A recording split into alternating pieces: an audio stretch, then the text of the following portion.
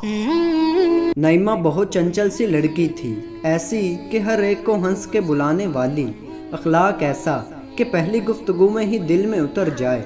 वो 3 भाइयों की इकलौती बहन थी, माँ बाप की लाडली, उसकी माँ समरीन जो कि उसे देख के ही जीती थी, और अब्बा मोहम्मद आरिफ घर में लाई गई हर चीज़ पहले नईमा के सामने रखते थे। और भाई, उनकी तो जान थी नईमा में। भाई तो वैसे भी बहनों का मान होते हैं। वहाँ नईमा ने मुंह से बात निकाली नहीं कि पूरी भी हो गई। मुख्तसर खुशहाल और मुकम्मल घराना।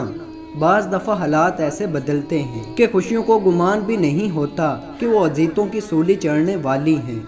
सही कहा है किसी ने, ज़िंदगी सबसे बड़ा कड़ा इम्तिहान उसी से लेती है जो ज़िंदगी का सबसे बड़ा लाडला होता है। बिलाल नईमा की कम्युनिटी का ही लड़का था। नईमा जब भी कॉलेज जाती, रास्ते में आते जाते उसे देखता तो मुश्किल से ही दिल को संभाल पाता। मगर उम्रों का तकाजा ऐसा होता है कि ज़िंदगी में कब कोई शख्स अहम हो जाए पता ही नहीं चलता। कुछ ऐसा हाल ही बिलाल का था। वो थी ही इतनी खूबसूरत कि कोई उसे एक नज़र देखे तो दोबारा देखने की ख्वाहिश पैदा हो। बिलाल पढ़ाई से फारिग हो चुका था और नौकरी ना मिलने के बायस मोहल्ले के कोने पर खड़ा पाया जाता था। एक दिन नईमा कॉलेज के लिए निकली। रास्ते में बिलाल ने उसे रोक लिया। वो बहुत सहम गई थी, मगर बिलाल ने परवाह किए बगैर 2 टोक अल्फाज में मोहब्बत का इजहार कर दिया। दिन गुजरते गए। वो रोज़ बिलाल को रास्ते में खड़ा पाती और नज़रअंदाज कर देती। एक दिन बिलाल ने उसे फिर रोका। उसने नईमा का हाथ पकड़ा था। नईमा के दिल की धड़कन रुक गई थी। अच्छे घरों की लड़कियां यूं बाजारों में लड़कों के साथ खड़ी नहीं होती। उसने उसे एक बार बात करने का कहकर नंबर पकड़ाया और हाथ छोड़ दिया। रात काफ़ी हो गई थी, मगर नींद थी आंखों से कोसों दूर, कैसे आती आसानी से। रात इन्हीं सोचों में गुजर गई। नईमा को रोज़ उसे देखने की आदत हो चुकी थी। एक दिन बिलाल उसे रास्ते में नज़र ना आया। 2 दिन ऐसे ही गुजर गए।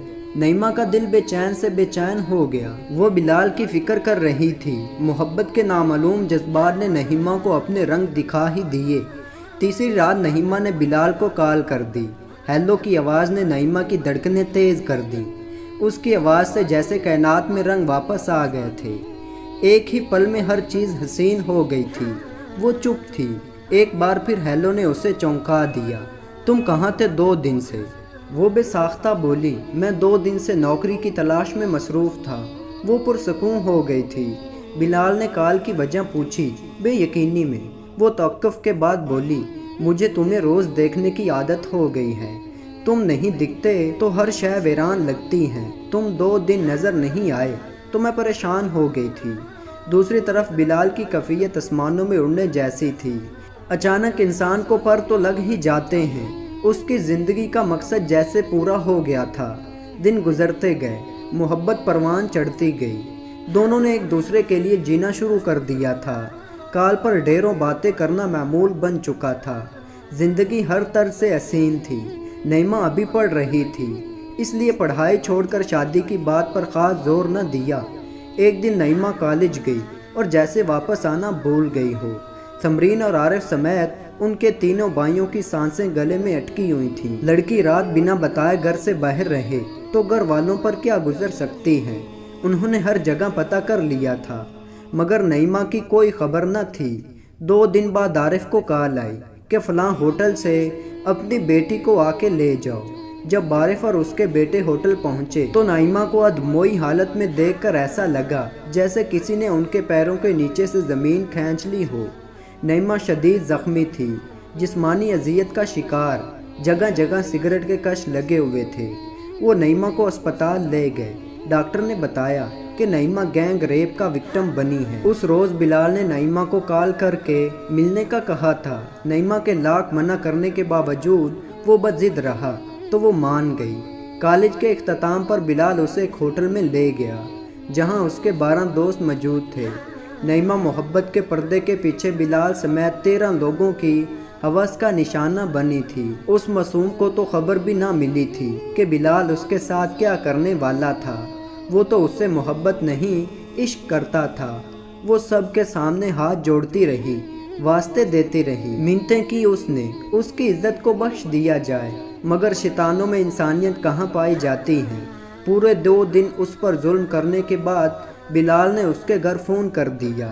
جب محمد عارف نے ڈاکٹر کی بات سنی تو بے ساختہ منہ سے نکلا کہ زمین کے 2 ٹکڑے کر کے میں اس میں سما جاؤں۔ ایک باپ کے لیے اس سے بڑھ کر اذیت کیا ہو سکتی ہے کہ اس کی بیٹی گینگ ریپ کا شکار ہوئی ہو۔ ماں مرے جا رہی تھی اور بھائی ان کی تو غیرت کو ٹھیس لگی تھی۔ 1 ہفتہ اسپتال میں گزر گیا۔ نعیمہ کی طبیعت سنبھلی تو اسے گھر لے آئے۔ عارف نے سمرین، نعیمہ اور خود کو کمرے میں بند کر لیا اور چپ چاپ زہر کا پیالہ سامنے رکھ دیا اور سمرین اور نعیمہ کو کہا کہ تم دونوں میں سے کوئی پیے یا میں خود پی لوں گا۔ نعیمہ کے چہرے پر مسکراہٹ تھی۔ وہ جب زہر اٹھانے لگی تو ماں تڑپ کر رو پڑی۔ نعیمہ ایک ہی گھونٹ میں سارا زہر نگل گئی۔ کچھ ہی پلوں میں وہ مٹی کے ڈھیر کے سوا کچھ نہ تھی۔ اس کی ساری شوخی، لاڈ پیار، مان، عزت، غیرت، سب کچھ اس کے ساتھ ہی اس کی قبر میں دفنا دیا گیا تھا۔ ایک ہنستا بستا گھر زندہ لوگوں کا قبرستان بن گیا۔ بلال اور اس کے ساتھی آج بھی جیل میں ہی ہیں۔ نعیمہ کے بھائی اور باپ آج بھی نعیمہ کی قبر پر جا کے روتے ہیں اور کہتے ہیں کچھ غلطی تمہاری تھی، کچھ غلطیاں ہماری تھیں۔ سمرین کو بیٹی کے غم کی چپ لگ گئی تھی۔ ٹوٹے ہوئے یقین کی کرچیاں کتنے لوگوں کے سینے میں ایسے لگی تھیں کہ وہ نہ جی رہے تھے نہ مر رہے تھے۔ تو دوستو، اللہ تعالیٰ مجھے اور آپ کو اس جیسی حرام محبت سے بچائے، آمین یا رب العالمین۔